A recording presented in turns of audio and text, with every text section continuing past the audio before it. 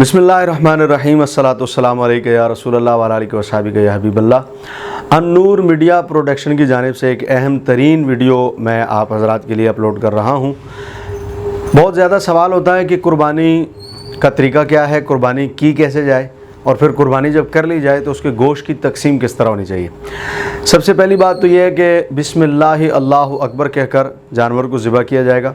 उसे क़िबला रू करके उसे लेटा कर आराम के साथ जितना मुमकिन हो सके आसानी के साथ उसको ज़िबा करें कि जानवर को तकलीफ़ कम से कम हो, और बिस्मिल्लाह अल्लाहु अकबर कहकर आप ज़िबा करेंगे। अगर आपने ज़िबा करते वक्त किसी और का नाम ले लिया, अगर बिस्मिल्लाह बिस्म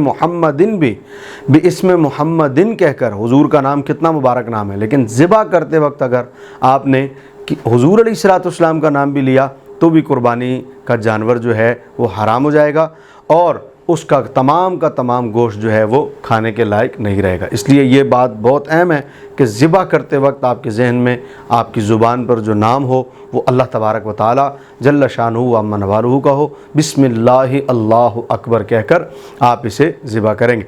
अब सवाल ये रहा कि आया इसको ज़ोर से पढ़ना, जिस तरह बाज़े लोग कुर्बानी करते हैं तो बड़ा ज़ोर से कहते हैं बिस्मिल्लाह अल्लाहु अकबर, आया इस तरह कहना ज़रूरी है या आराम से एक बंदा कहता है बिस्मिल्लाह अल्लाहु अकबर?